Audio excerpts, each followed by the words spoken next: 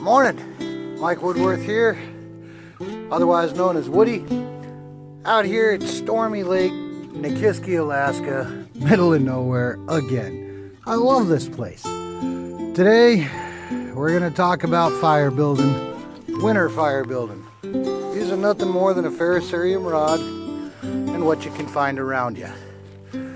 Now look, it's currently about 10 degrees. It's pretty close to about 4:30 in the evening. Within about the next hour and a half to 2 hours, it's going to get really dark. Temperature's supposed to drop about another 3 to 5 degrees. Now I'm dressed for the elements, okay? As you can see, got a good warm hat on, Carhartt Extreme outerwear, tops and bottoms, good boots, gloves, you know. Anyway, recommendation number one, if you're going to go outside and play in the winter, dress for the weather and expect that you won't be able to have a fire, okay? Now, that said, I always have a fire in this kind of weather unless I'm hiking, which I just got done doing a bunch of because I was gathering firewood. I went and gathered it all, cut it all, got it all stacked and ready to go. Didn't want to show you all that on the video just because it takes way too much time. So I'm going to take a second to show you what I gathered here. Still got a big old log over here. This guy, he's gonna need to be cut down a lot still, but that's okay. Then I got down here, this is all gonna be my kindling, my tinder. Okay, got some cow parsnip here. It's pretty dry, really small pieces, breaks up into almost like paper. Got a bunch of spruce boughs, little dry sticks, the kind you find connected to the tree on the underside of it usually. Gathered myself a bunch of grass, dried grass, this stuff here. Okay, you can find that stuff. Don't ever take the stuff that's down in the snow, but the tops of it's still pretty dry. That'll serve you real well for getting your fire started. It makes excellent tinder. Okay, then I got some other stuff over here, some larger sticks, and from larger sticks, a bunch of logs and stuff that I cut with my saw, split up with my tomahawk. Out here in the woods, I carried 3 items for cutting. My tomahawk, made by Two Hawks Tomahawks, Devin Pierce. This guy's an excellent craftsman. This thing's a few years old, works like a dream. I carry my Alaska bush camp knife. This guy right here, high carbon steel, holds an edge great, rubberized handle, full tang, about a 5-inch blade, finger choils to hold on to real easy, holds an edge remarkably well. And finally, last but definitely not least, this is my go-to for wood cutting every time. Wyoming saw. Some guys like bigger saws. Hey, whatever you like is up to you. I love the Wyoming saw because it folds up real small, packs away easy, it's lightweight. Blades, replacement blades are less than $5. I usually carry 2 or 3 of them with me, and it's a multi-directional cutter, so it cuts both on the push and the pull. You don't have to work. Now here's the deal. I haven't done anything to get this fire started yet except gather my wood.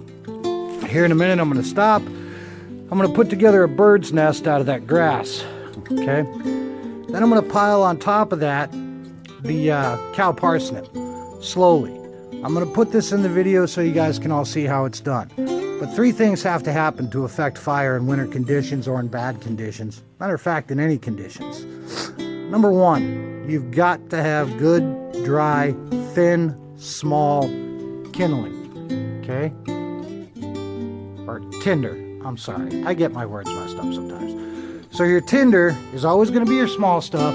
It's going to be the easiest stuff that you're going to catch onto fire. Now today I'm going to try to do this with a Ferrocerium rod. And let me say this about Ferrocerium rods. The bigger the rod, the better your chances of starting a good fire. Number 2, the more skill you have with using the rod, the better your chances of starting a fire. So if you got a 1/2-inch rod, 6 inches long, and skill to go with it, chances are you're going to get fire going pretty well.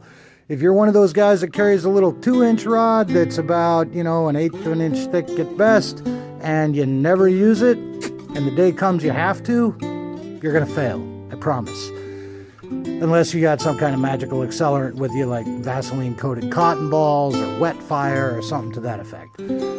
But you can practice with it, and the more practice you get, just like anything else out in the wilderness, the better off you are. So we need good tinder, small, easy, little stuff. We need good kindling. It's going to be stuff that's, you know, kind of like a little thicker than a pencil, probably, like this sort of stuff, okay? But your tinder, you want to be like grass thin, you want it to be pencil lead kind of thin. Listen, you want it, when it snaps, to be crunchy. If it's wet, it probably ain't gonna light on you. If you're in need of a fire, you're gonna have to get dry wood.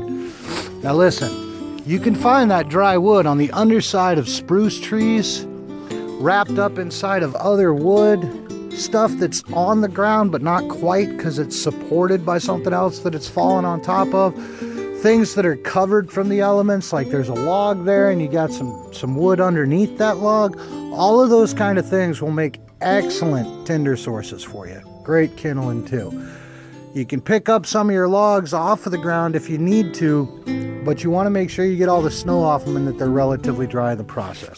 So guys, bear with me in a minute. I'm going to put this bird's nest together. We'll get started and I'll show you what we're doing here. Alright, so I got my bird's nest together and I'm about ready to get this fire started up. I'm going to set this camera here somewhere. My bird's nest is right there. Okay, I'm going to try to move it a little bit more into your field of vision. There, I hope that works. Now all I did was just take this grass and just wind it all together real good. I got me some loose, fluffy spots in there. I'm going to grab my Ferrocerium rod, which I keep connected to my knife sheath all the time. And come on over here. You're not going to see me real well here, but... Okay, so here's our Ferrocerium rod. Now I got a cheap one. This guy's about maybe 2.5, 3 inches long, and I've been using it for a while, so it's pretty worn down. Got a duct tape on it as a handle. I find that the handles tend to break on these things, so I don't use them. Anyway, I'm going to use, my knife is a high carbon steel knife with a 90-degree spine, so I'm going to use that spine as my igniter on the Ferrocerium rod. Now what I'm going to do is just come down inside of this stuff right here. Now, like I said, it's about maybe 8, 10 degrees at best. Wind's blowing just a little bit, not much. It snowed last night, so we got some pretty good, close to wintertime conditions. Now, what I'm going to do is I'm not going to push the knife forward. I'm going to draw the steel back like this. Okay? Observe. 1, 2, 3, and we got flame on the 3rd strike. Now, just because we have flame doesn't mean we're going to keep it.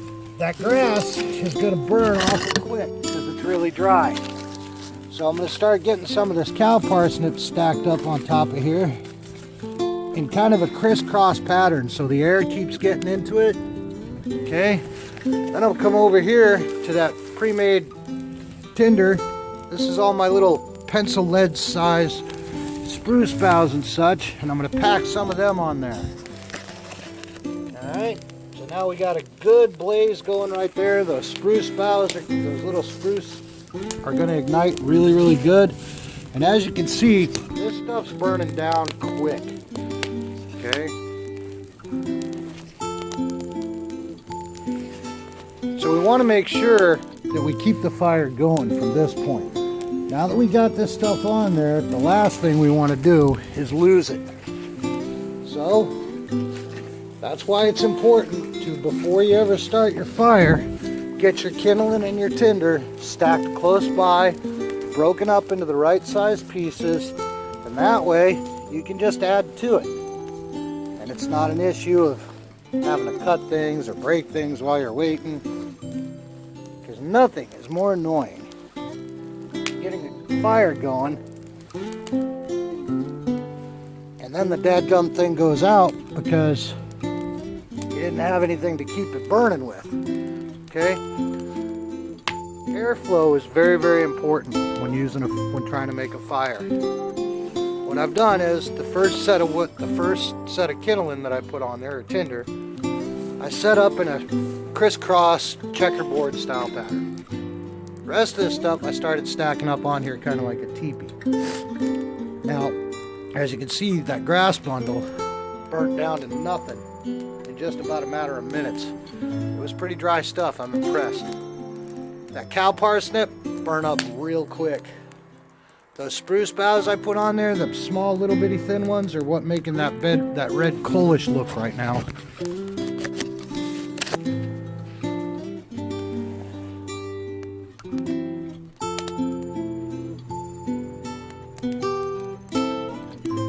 And then I got some larger spruce sticks that I've put on there. Now, bear with me here, I'm gonna have to break a few more of these apart. But I got them close by, and it's real easy to do.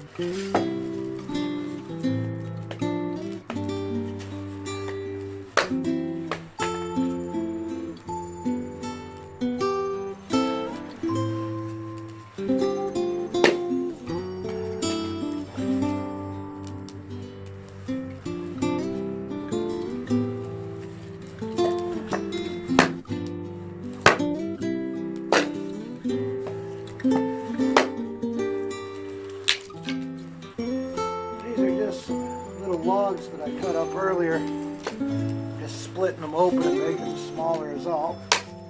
And again, I love the tomahawk for that. This one's the Scout tomahawk, and I love it because it's extremely lightweight, easy to carry. Doesn't take up a whole lot of room, but it does a great job.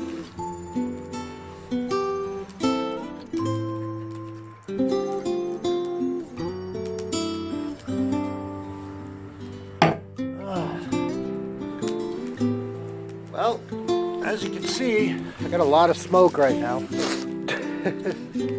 That's because some of my bigger sticks are still cold, a little bit on the damp side. But I've not run out of fire at all, and I'm not gonna. As of right now, this little fire that you're looking at is 100% sustainable with the wood that I've collected. Real glad I didn't make a fool out of myself with that Ferrocerium rod. I was hoping it wasn't going to be one of those 100 strike kind of things. Of course, I use it a lot, like I said. So,